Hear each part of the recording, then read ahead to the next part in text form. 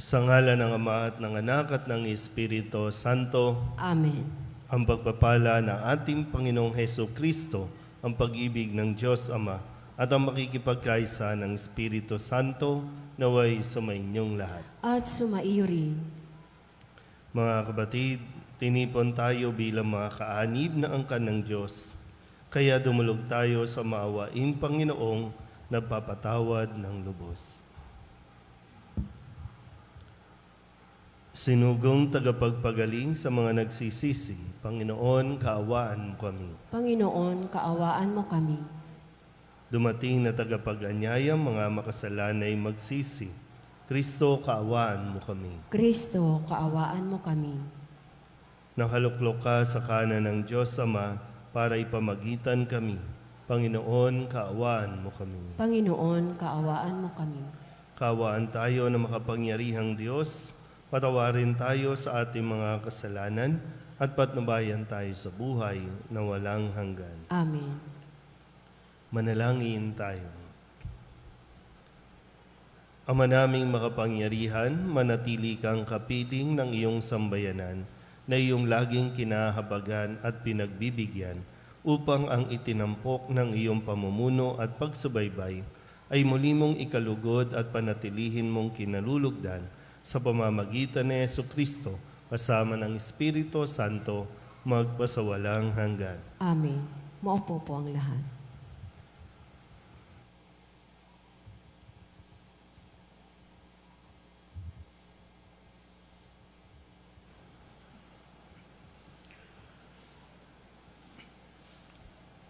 Pagbasa mula sa aklat ni Propeta Jeremias. Noong panahong iyon, sinasabi ng Panginoon, sa araw na iyon, ako'y magiging Diyos ng buong Israel at magiging bayan ko sila. Sinasabi pa ng Panginoon, ang mga nakaligtas sa patayan ay kinaawaan ko naman sa ilang. Nang ang Israel ay naghahanap ng kapahingahan, napakita ako sa kanila mula sa malayo. Sa simula pa'y inibig ko na sila at patuloy kong ipinagmamalasakit. Muli kitang itatayo, marilag na Israel.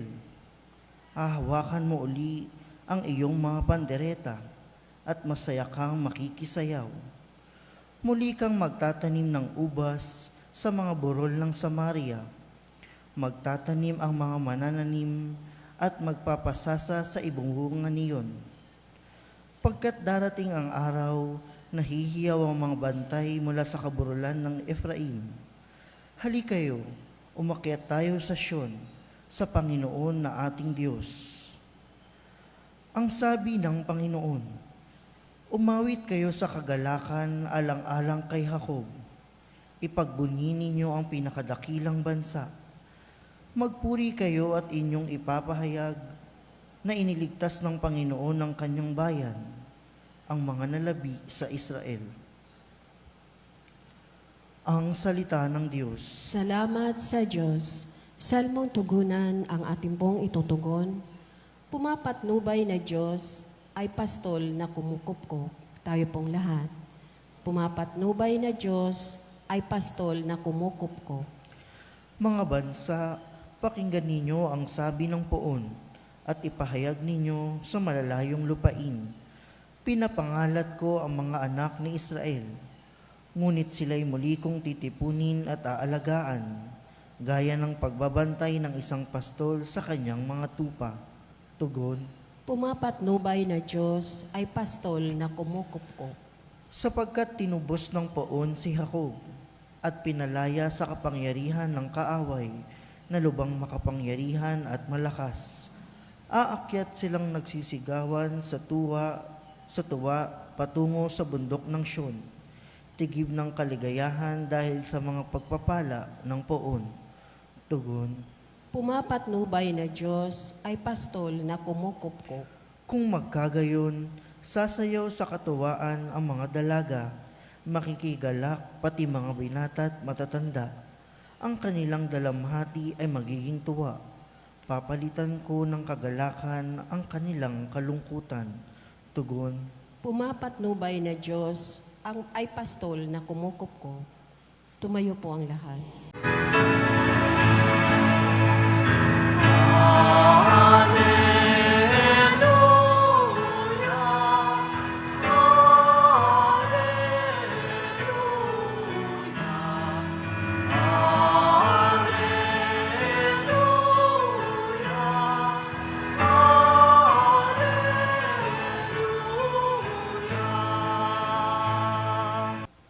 Sumainyo ang Panginoon. At sumaiyo rin. Ang mabuting balita ng Panginoon ayon kay San Mateo. Papuri sa iyo, Panginoon. Noong panahong iyon, nagpunta sa Jesus sa lupaing malapit sa Tiro at Sidon. Lumapit sa kanya ang isang Kananeyang naninirahan doon at malakas na sinabi, Panginoon, anak ni David, mahabag po kayo sa akin. Ang anak kong babae ay inaalihan ng demonyo at masyadong pinahihirapan. Ngunit gaputok may di tumugon si Jesus. At lumapit ang kanyang mga alagad at sinabi sa kanya, Pagbigyan na nga po ninyo at nang umalis. Siya'y nag-iingay at susunod-sunod sa atin. Sumagot si Jesus, Sa mga tupang naliligaw ng sambayanan ng Israel, lamang ako sinunggo. Ngunit lumapit sa kanya ang babae, lumuhod sa harapan at ang sabi, Tulungan po ninyo ako, Panginoon. Sumagot si Jesus, Hindi dapat kunin ang pagkain ng mga anak upang ihagi sa mga tuta. Tunay nga po, Panginoon, tugon ng babae. Ngunit mga tuta man ay nagsisikain ng mumong nalalaglag sa hapag ng kanilang Panginoon. Kaya't sinabi sa kanya ni Jesus, Napakalaki ng iyong pananalig, mangyayari ang hinihiling mo. At noon di, gumaling ang kanyang anak. Ang mabuting balita ng Panginoon. Pinupuri ka namin, Panginoong Heso Kristo. Maupo ang lahat. Isang magandang umaga po sa inyong lahat. Ngayon po ay Miyerkules ng 18 linggo sa karaniwang panahon. At sa atin po narinig na ebanghelyo mula kay San Mateo, tayo po ay pinaalalahanan muli sa pamamagitan ng halimbawa na ipinakita nitong isang babaeng Kananea na tinuturuan tayo na sa ating pagdarasal, sa ating pagdulog sa Panginoon ng ating mga kahilingan ay hindi tayo dapat mag-demand. Kundi yung tamang pag-uugali, tayo po ay naninikluhod at umihingi lamang ng habag mula sa Panginoon. Kung sabi nga po dito, dahil noon mayroon kultura na ang tingin ng mga Hudyo, sila lang ang maliligtas. Ang tingin ng mga Israelita, sila yung pinili, chosen one ng Panginoon, at ang ibang lahi ay wala. Para bang ang sinasabi na kami lang ang maliligtas.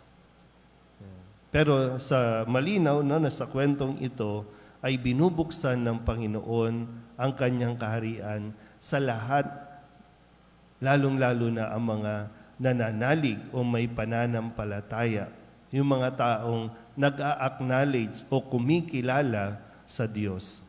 Kaya yung kanya pong gesture, na bagamat ang tingin sa kanya sa umpisa ay kabilang sa mga aso o mga tuta, pero para sa kanyang anak, wala naman talaga pong gagawing para sa isang ina, gagawin niya ang lahat para sa kanyang anak. Kahit maliitin pa siya, kahit na makaranas pa siya ng panlalait, pero para sa kanyang anak, talagang gagawin niya ang lahat. At ito yung halimbawa ng babaeng ito. Nanhalig, nanampalataya kay Jesus, tinanggap si Jesus at ipinahayag yung pananampalataya, kung kaya't siya po ay pinakinggan at pinagbigyan sa kanyang kahilingan. Pinagaling at pinalayas yung masamang espiritu na sumanib o sumapi sa kanyang anak. Yan nawa, patuloy din natin tingnan no, ang ating po mga sarili sa harapan ng Diyos. Hindi natin deserve lahat ng hinihingi natin, pero dahil sa kabutihan ng Diyos, ibinibigay niya ito. Isa lang yung kailangan natin din na maipakita. Kinikilala ba talaga natin siya? At sa pagkilala natin ito, nananampalataya ba tayo talaga sa Diyos? O hindi lang tayo dapat humihingi, kundi yung mayroon tayong pinapasok din na relasyon o ugnayan na ang pinakamahalaga ay yung pananalig natin sa Kanya. Kung ipagkaloob sa atin ng Diyos ang ating kahilingan, salamat sa Diyos. Kung hindi man niya maibigay sa ngayon ang ating kahilingan, nawa buong pagpapakumbaba pa rin tayong lumuhog sa Kanya nang hindi tayo nagagalit, nang hindi tayo nagwawala, kundi yung humility o yung pagpapakumbaba na maghihintay tayong ipagkaloob niya ito sa atin. Amen?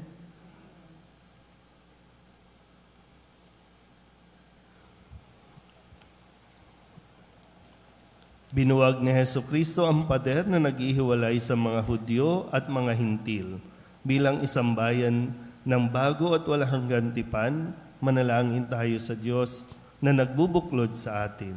Ang ating pong itutugon, makapangyarihang Diyos, maawa ka sa amin. Makapangyarihang Diyos, maawa ka sa amin.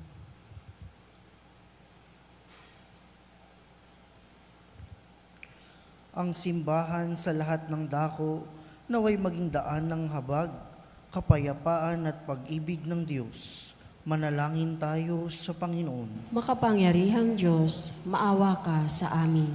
Bilang isang komunidad ng mga sumasampalataya, naway huwag tayong paghiwa-hiwalayin ng mga walang halagang hadlang na galit at alitan.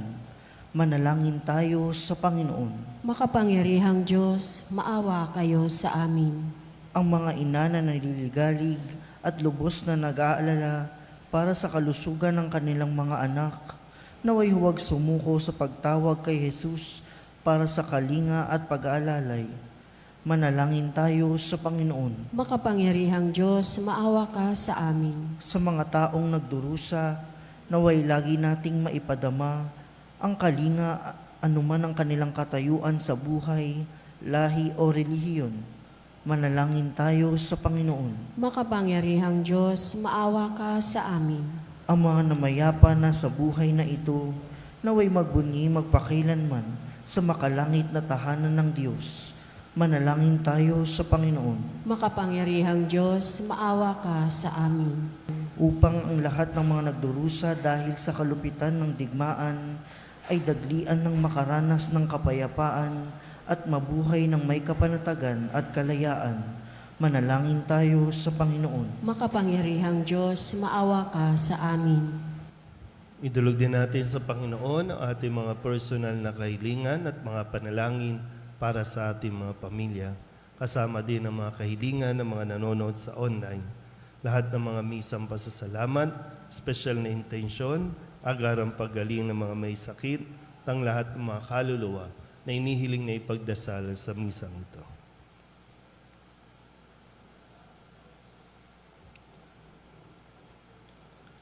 Ang lahat ng ito inihiling namin sa ngalan ni Kristong aming Panginoon. Amen.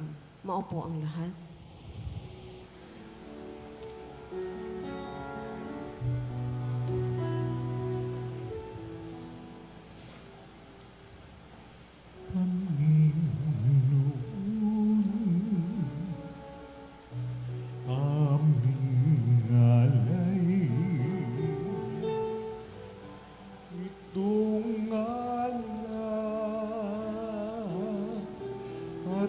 Tinapa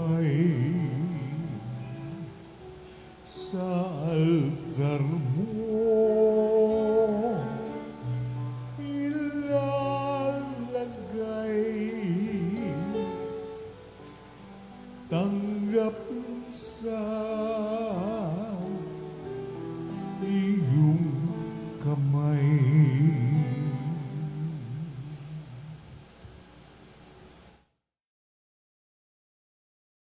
Angin kayo mga kapatid upang paghahain natin ay kalugdan ng Diyos sa mga makapangyarihan. Tanggapin nawa ng Panginoon itong paghahain sa iyong mga kamay, sa kapurihan niya at karangalan sa ating kapakinabangan at sa buong sambayanan niyang banal. Ama naming lumika, para mo ng awa, gawin mong banal ang mga alay naming iyusanang kalugdan at kami gawin mong maghain sa iyo'y laging nakalaan sa pamamagitan ni Jesucristo, kasama ng Espiritu Santo, magpasawalang hanggan. Amen. Sumainyo ang Panginoon. At sumaiyo rin, Itaas sa Diyos ang inyong puso at diwa. itinaas na namin sa Panginoon. Pasalamatan natin ang Panginoong ating Diyos. Marapat na siya ay pasalamatan. Ama naming makapangyarihan, tunay nga marapat na ikaw ay aming pasalamatan. Iginalugod mong likain ang sanlibutan na iyong pinagbabago at idinarangal. Sa pamamagitan ng iyong anak na kinalulugdan, kaya't utang na loob ng iyong mga itinatangi at ng mga banal na kapiling mong lagi ang iyong paggiliw at pagkakandili. Kaya kaysa ng mga anghel na nagsisiawin ng papuri sa iyo, nang walang humpay sa kalangitan, kami nagbubunyi sa iyong kadakilaan.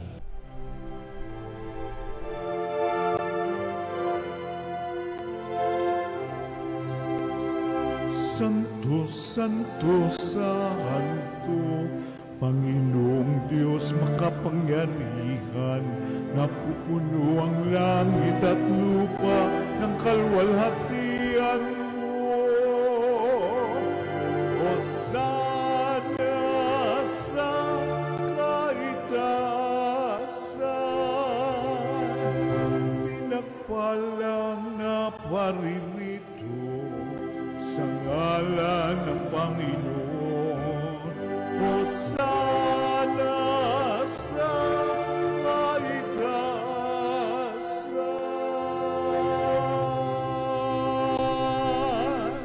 Ama naming banal, ikaw ang bukal ng tanang kabanalan. Kaya't sa pamamagitan ng iyong Espiritu, gawin mong banal ang kaloob na ito upang para sa aming maging katawan at dugo ng aming Panginoong Jesucristo. Bago niya pinagtiis ang kusang loob na maging handog, hinawakan niya ang tinapay, pinasalamatan kaniya, pinaghati-hati niya iyon, iniabot sa kanyang mga alagad at sinabi, "Tanggapin ninyong lahat ito at kanin, ito ang aking katawan na ihahandog para sa inyo."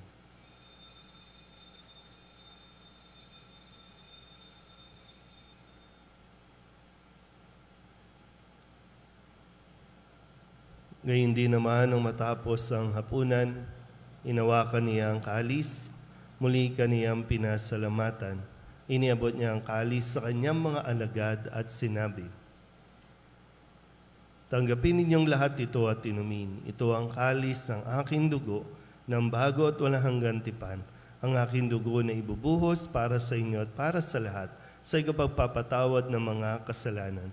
Gawin ninyo ito sa pag-alaala sa akin."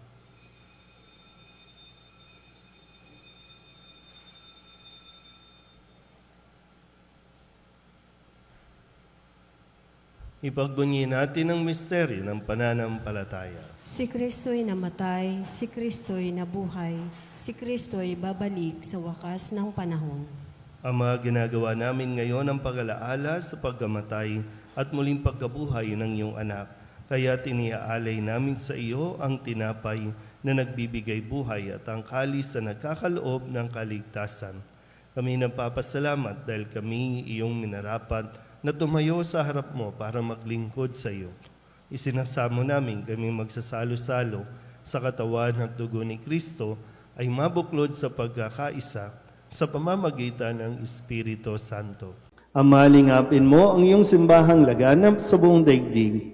Huspusin mo kami sa pag-ibig kaysa ni Leon na aming Papa at ni Jose na aming Obispo at ng Tanang Kaparian. Alalahanin mo rin ang mga kapatid naming nahimlay na may pag-asang sila'y muling mabubuhay, gayon din ang lahat ng mga pumanaw. Kawaan mo sila at patuloyin sa iyong kaliwanagan. Kawaan mo at pagintapatin kaming lahat na makasalo sa iyong buhay na walang wakas. Kaysa na mahal na Birhen Maria na ina ng Diyos, ng kabiyak ng puso niyang San Jose. Kaysa ng mga apostol at ng lahat ng mga banal na namuhay dito sa daigdig ng kalugod-lugod sa iyo, may pagdiwang nawa namin ng papupuri sa ikararangal mo sa pamamagitan ng iyong anak na aming Panginoong Hesu Kristo. Sa pamamagitan ni Kristo, kasama niya sa Kanya, ang lahat ng parangal at papuri ay sa iyo, Diyos amang makapangyarihan, kasama ng Espiritu Santo, magpasawalang hanggan. Amen. Amen.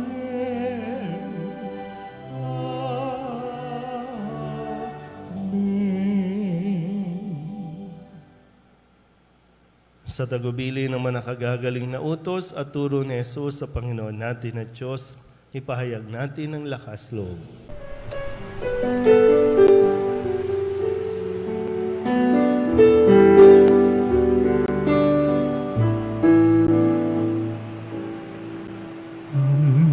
Namin sumasalangit ka, sambahin ang ngalan mo, mapasamin ang kaharian mo, sundin ang loob mo dito sa lupa para nang sa langit. Bigyan mo po kami ngayon ng aming kakanin sa araw-araw at patawarin mo kami sa aming mga sala para ng pagpapatawa namin sa nagkakasala sa amin. At huwag mo kaming ipagdulot sa tukso, at yadya mo kami sa lahat ng masama. Hinihiling namin kami iadya sa lahat na masama, pagkalooban ng kapayapaan araw-araw, iligtas sa kasalanan at ilayo sa lahat ng kapahamakan, samantalang aming pinananabikan ang dakilang araw ng pagpapahayag ng tagapagligtas naming sa Jesucristo. Sapagkat iyo ang kaharian at ang kapangyarihan at ang kapurihan magpakailanman. Amen. Panginoong Jesucristo, sinabi mo sa iyong mga apostol, kapayapaan ang iniiwan ko sa inyo, ang aking kapayapaan ang binibigay ko sa inyo. Tunghayan mo ang aming pananampalataya at huwag ang aming mga pagkakasala. Pagkalooban mo kami ng kapayapaan at pagkakaisa ayon sa iyong kalooban, kasama ng Espiritu Santo, magpasawalang hanggan. Amen. Ang kapayapaan ng Panginoon ay laging sumainyo. At sumaiyo rin. Magbigayan po tayo ng kapayapaan sa isa't isa.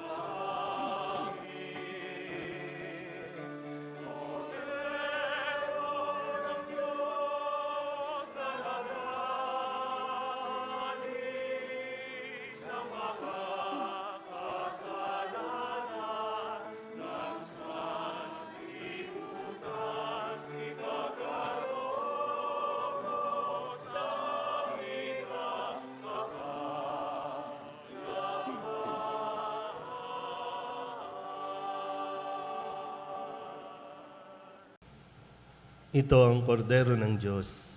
Ito ang nag-aalis ng kasalanan ng sanlibutan. Mapalad ang mga inaanyayahan sa kanyang piging. Panginoon, hindi ako karapat-dapat na magpatuloy sa iyo, ngunit sa isang salita mo lamang ay gagaling na ako.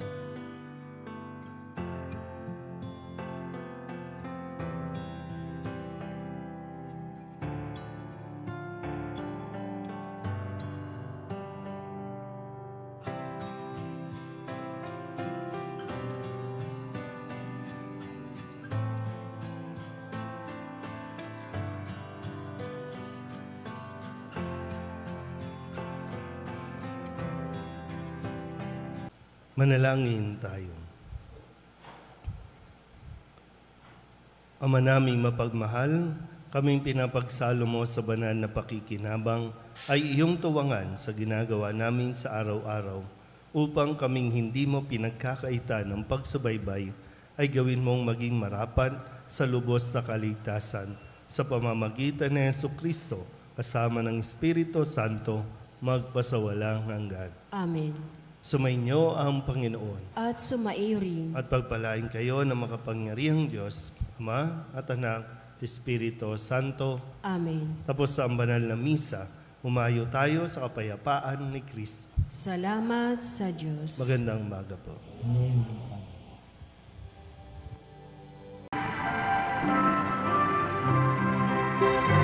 Nuestro Padre Jesus Nazareno, sinasamba ka namin, pinipintungo ka namin, aral mo ang aming buhay at kaligtasan.